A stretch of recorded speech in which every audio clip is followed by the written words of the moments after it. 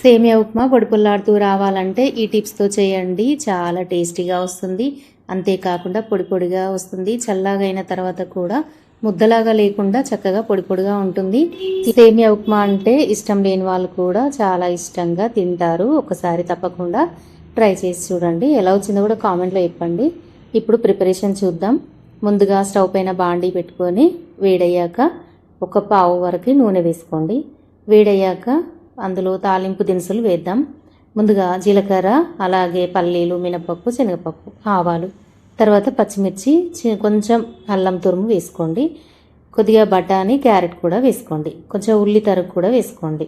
చిన్నగా కట్ చేసుకోండి ఉల్లి తరుగు. తర్వాత కొత్తిమీర, పుదీనా కూడా వేసుకొని ఇదంతా ఒకసారి బాగా ఫ్రై చేసుకోండి. ఒక 2 నిమిషాల వరకు ఇలా కుక్ చేసుకోవాలి. కొద్దిగా ఉప్పు వేసి కొంచెం పసుపు వేయండి. చాలా బాగుంటుంది చూడడానికి కూడా కలర్. కొద్దిగా అంటే కొద్దిగానే వేయండి, మరీ పచ్చగా కాకుండా. ఇప్పుడు మూత పెట్టి 1 నిమిషం అలా ఉడికించుకున్న తర్వాత ఇప్పుడు మూత తీసి ఒకసారి అంతా బాగా కలుపుకొని సేమియా అయితే ఎంత వేసుకుంటున్నామో అంత మనం నీళ్ళు వేసుకోవాలి. 1 గ్లాస్ సేమియాకి 1 గ్లాసు నీళ్ళు వేసుకోండి. ఒక 2-3 స్పూన్ల వరకు కొంచెం ఎక్స్ట్రా యాడ్ చేసుకోండి, సరిపోతుంది. ఇప్పుడు మరి కాస్త ఉప్పు వేసుకోండి. తగినంత ఉప్పు సరిపోతుంది. ఇప్పుడు అంతా ఒకసారి బాగా కలుపుకొని మూత పెట్టి ఒక 5 నిమిషాలు అలా వదిలేస్తే మంచిగా నీళ్ళన్నీ మరుగుతాయి. ఒక 2-3 నిమిషాల్లోగానే నీళ్లు మరుగుతాయి. ఇలా మరుగుతున్న ఇప్పుడు ఎసరంతా మరిగిన తర్వాత 1 గ్లాస్ సేమియా వేసుకోండి. ముందుగా మీరు సేమియా వేయించుకొని కూడా వేసుకోవచ్చు. రోస్టెడ్ సేమియా దొరుకుతుంది, అది కూడా వేసుకోవచ్చు. ఇదంతా ఒకసారి సేమియా వేసిన తర్వాత అంతా ఒకసారి బాగా కలిసే విధంగా కలుపుకోవాలి.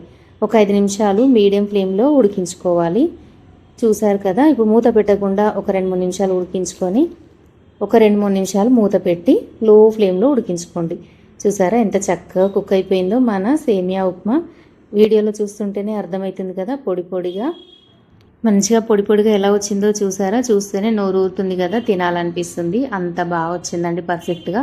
ఈ టిప్స్తో మీరు సేమియా ఉప్మా చేసి చూడండి. ఇంట్లో వాళ్ళందరూ తప్పకుండా మంచిగా మెచ్చుకుంటారండి. అంతేకాకుండా తినని వాళ్ళు కూడా చాలా ఇష్టంగా తింటారు ఈ సేమియా.